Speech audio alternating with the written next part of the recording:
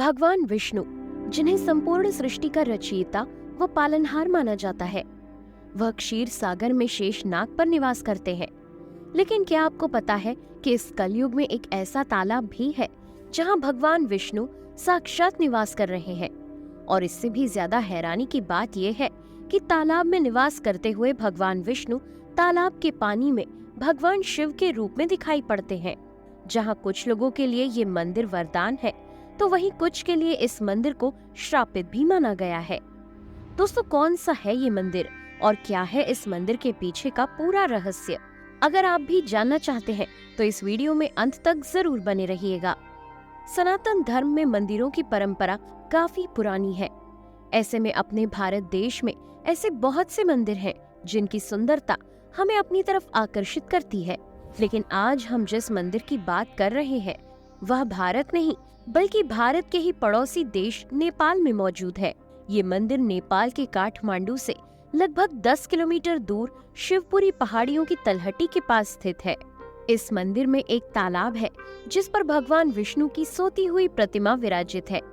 लेकिन पानी में इस मूर्ति को देखने पर यहाँ साक्षात महादेव दिखाई पड़ते हैं। इस चमत्कारिक मंदिर को बूढ़ा नीलकंठ मंदिर के नाम से जाना जाता है।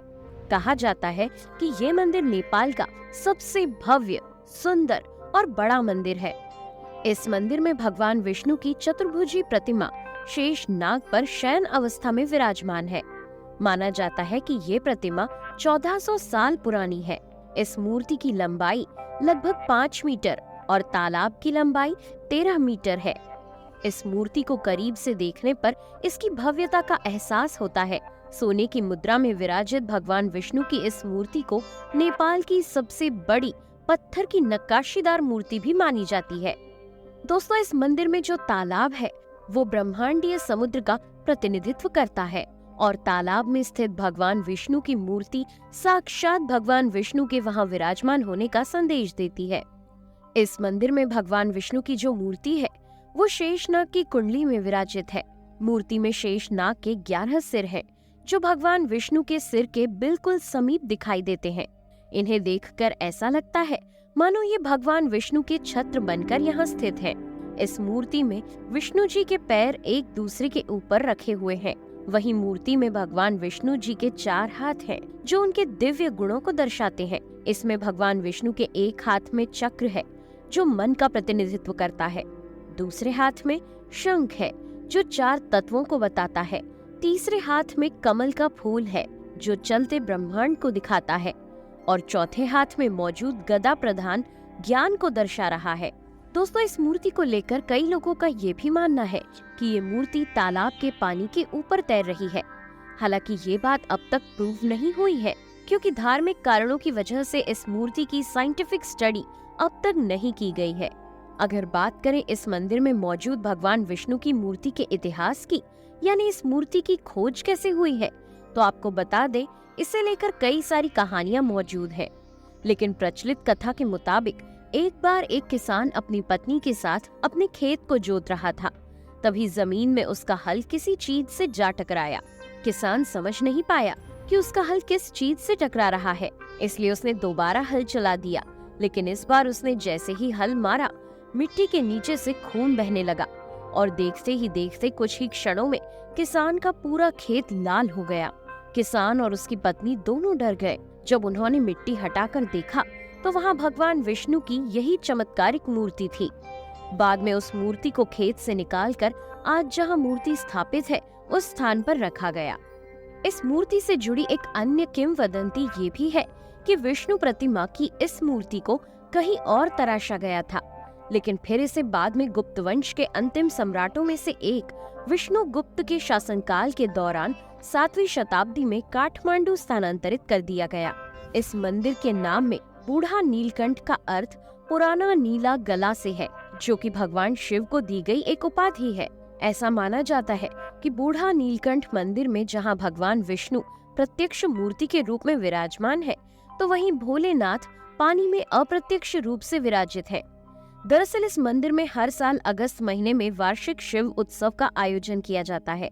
इस दौरान यहाँ आने वाले भक्तों में तालाब के पानी के नीचे भगवान शिव की एक छवि देखने को मिलती है, जो कि वाकई में अपने आप में एक बहुत बड़ा रहस्य है। पौराणिक कथा के अनुसार जब समुद्र मंथन हुआ तो उसमें से कई अच्छी और बुरी चीजें बाहर निकली। अगर अच्छाई की बात करें तो इस मंथन के दौरान समुद्र में से देवी लक्ष्मी जी बाहर निकली, तो वहीं बुराई में हलाहल नाम का विष निकला। देवी लक्ष्मी को तो श्री हरि विष्णु ने अपनी अर्धांगिनी के रूप में धारण किया, लेकिन हलाहल विष का प्रभाव इतना अधिक घातक था कि ये संपूर्ण ब्रह्मांड का विनाश कर सकता था। इसलिए इसे ग्रहण करने के लिए ना तो कोई देवता सामने आए और न ही कोई दैत्य। तब भगवान शिव पूरी सृष्टि को विनाश से बचाने के लिए आगे आए और उन्होंने इस विष का पान किया। कहा जाता है कि जब भगवान शिव उस विष को पीने जा रहे थे तब देवी पार्वती भगवान शिव के समीप खड़ी थी, और जैसे ही भगवान शिव ने विष को पिया, देवी पार्वती ने अपना हाथ भगवान शिव के कंठ पर रख दिया। ऐसे में वो विष ना तो भगवान शिव के शरीर के अंदर जा पाया और ना ही उनके गले से बाहर निकल सका। महादेव के गले के जिस भाग पर देवी ने हाथ रखा था वह विष वहीं अटक गया, जिसकी वजह से महादेव के गले का वो भाग नीला पड़ गया और इस वजह से ही भगवान शिव को नीलकंठ कहा जाने लगा।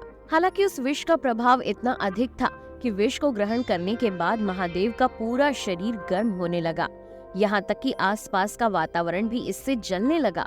तब महादेव काठमांडू के उत्तर की सीमा की ओर गए और त्रिशूल से एक पहाड़ पर वार किया, जिससे वहाँ एक झील बनी। कहते हैं इसी झील के पानी से भगवान शिव ने अपने शरीर को शांत किया था। कलयुग के अंदर इस झील को गोसाई कुंड के नाम से जाना जाता है। माना जाता है कि बूढ़ा नीलकंठ मंदिर का पानी इसी गोसाई कुंड में उत्पन्न हुआ है। दोस्तों, इस मंदिर को लेकर ऐसी भी कथा प्रचलित है कि ये मंदिर नेपाल के राज परिवार के लोगों के लिए शापित है। दरअसल माना जाता है कि 17वीं शताब्दी के दौरान कांतिपुर के 9वें राजा प्रताप मल्ल को एक दिन भयानक स्वप्न आया, जिसके अनुसार अगर राज परिवार का कोई भी सदस्य इस मंदिर में स्थापित मूर्ति के दर्शन करेगा तो उसकी मौत हो जाएगी। इसी श्राप के डर की वजह से राज परिवार के लोग आज भी मंदिर में स्थापित भगवान विष्णु की मूर्ति की पूजा नहीं करते। यहाँ तक कि प्रताप मल्ला के स्वप्न के बाद नेपाल के किसी भी राजा ने कभी भी बूढ़ा नीलकंठ मंदिर में कदम नहीं रखा। लेकिन दोस्तों, आपको यहाँ बिल्कुल भी डरने की जरूरत नहीं है। अगर आप लोग काठमांडू घूमने जाएं, तो इस मंदिर में भगवान श्री हरि विष्णु के दर्शन अवश्य करें। ये मंदिर बहुत ही सुंदर है और इस मंदिर में मौजूद भगवान विष्णु की प्रतिमा बहुत ही ज्यादा दिव्य है। यही वजह है कि यहाँ हर वर्ष कार्तिक मास की एकादशी यानी अक्टूबर-नवंबर के महीने में एक विशाल मेले का आयोजन होता है, जिसमें लाखों की संख्या में श्रद्धालु उपस्थित होकर भगवान विष्णु के इस अद्भुत प्रतिमा के दर्शन करते हैं।